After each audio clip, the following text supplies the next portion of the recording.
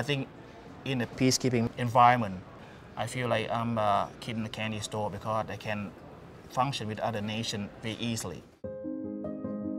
My name is Major Samson Young. I currently work with the MPC, Military Personnel Command here in Carling Campus, Ottawa. I grew up in Laos until I was about 16 years old. And then we became refugees in Thailand for 2.5 years. Then in 1980, we accepted to Canada as refugee, settled in Ottawa in 1980.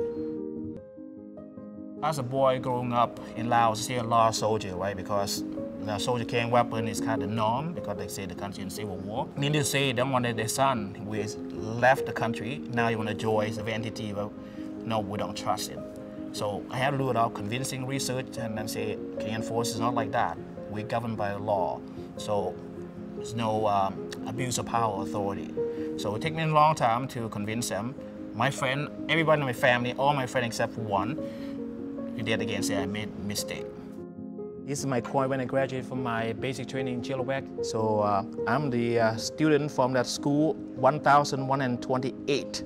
I did some research about what it's like to be basic training because it's total difference than the civilian life, right? So people told me, say, don't be surprised if they wake you up in the middle of the night, make you run for 5K for no reason whatsoever. Luckily, that didn't happen. The first day we arrived in Chilliwack, was sit in the same room about 80 people or so. Some have long hair, some no, and was civilian, right? We chit-chat, everything. And the sergeant major walked in the room with his pay stick, he banged on the table very loud, and said, excuse me, language, shut up. Then we go quiet, say. And he stated that, he said, in this room I want you guys to know, there's no francophone, there's no anglophone, there's no Asian, no black, you're all Canadian soldier. Any comment about you colleague, you classmate, you answer to me. This was the culture shock, right? So now you eat when you have time to eat, time to go to bed, and you march certain way, you know, marching days. So part of the training.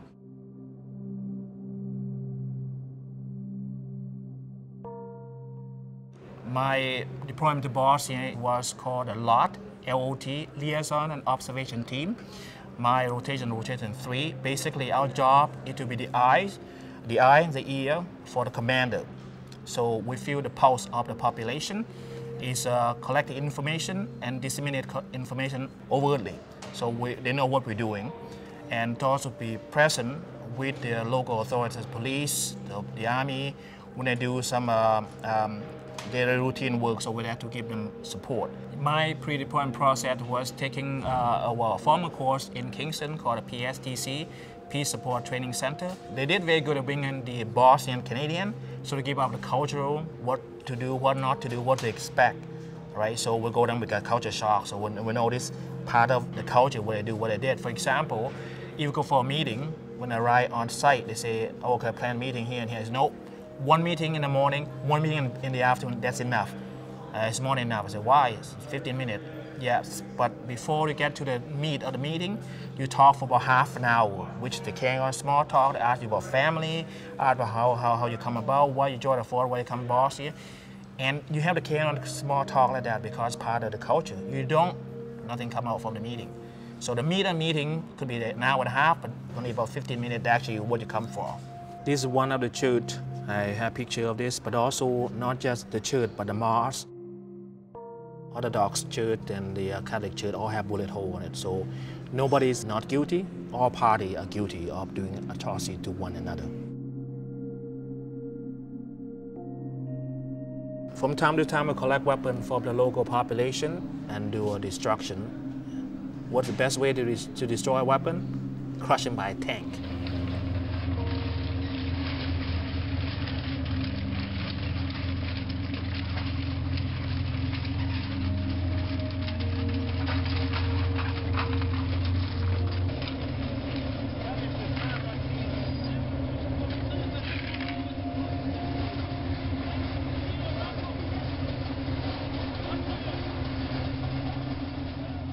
I see a lot of poverty due to war. So I went to some village and I see the house abandoned and bullet hole all over the place. Some village we go to completely vacant, nobody left.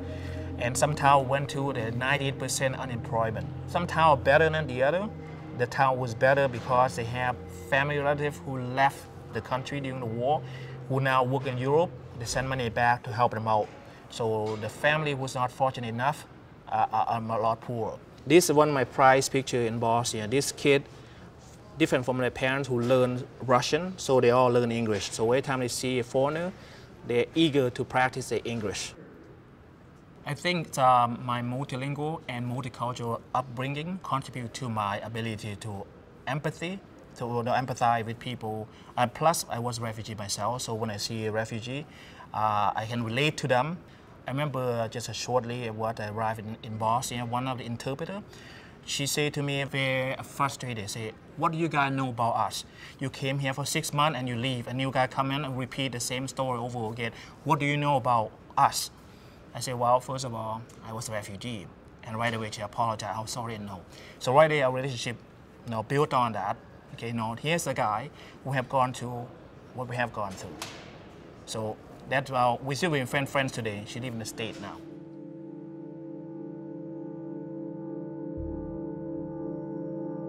Because Congo is situated in the center, surrounded by 9 other nations, if Congo destabilized, it would spill over its neighboring country, not only causing problems for Africa, but also internationally speaking.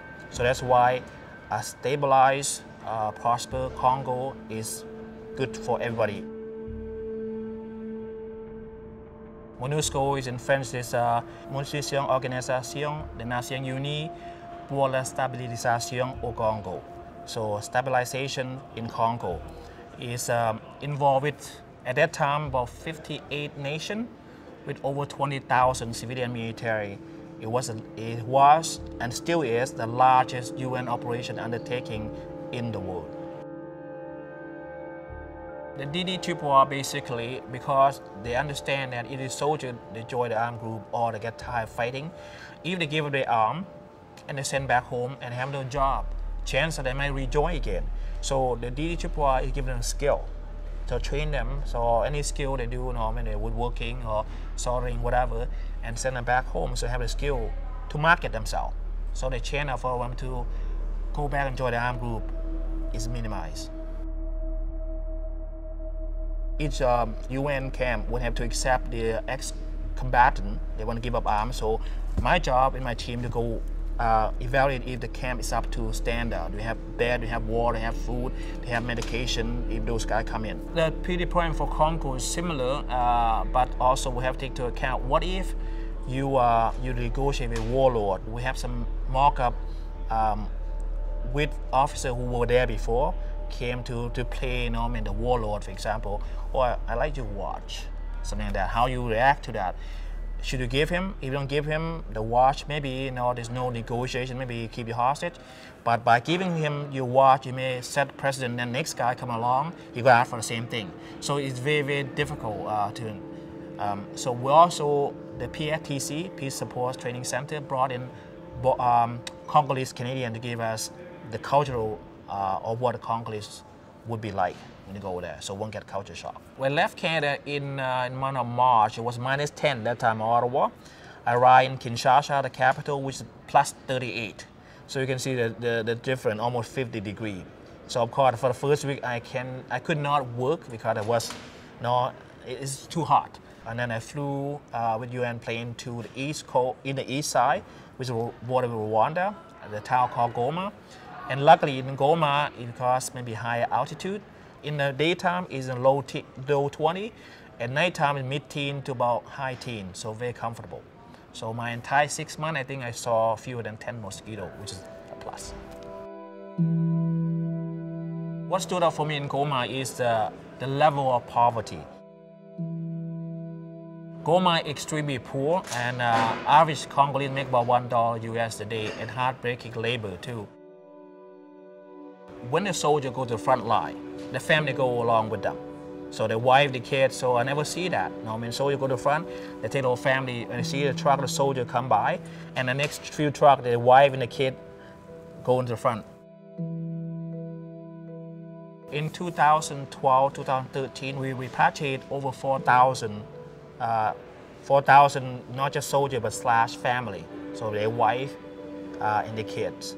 So it could be one soldier plus 3 kids, 4 kids, 5 kids, and a wife. So the number kind of inflated a bit. My interaction with the civilian Congolese civilian is very, very positive one. I and my partner, who's a British, we go to the local orphanage called World Orphan Kid, so WOK. Those kids ranging from 5 to 13 years old, and their parents were killed in the war. Those kids, 180 of them, 5 to 13 years old, they eat, sleep, play in this 3 sheds about the size of a normal living room in Canada, and about 2 basketball courts with 2 outhouses. So when you walk in there, you see the kids so poor, and then you just want to help. So I bought some candy. So I collect money from my colleague and buy some candy for the kid, and also buy some food for them. Basic food like corn flour, salt, sugar, and some charcoal for them to cook because they have no electricity. Congo used to be a colony of Belgium.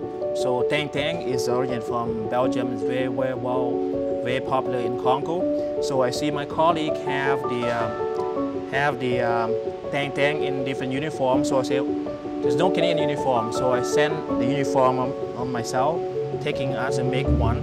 So it was the first and the only Tang Tang in Canadian combat uniform.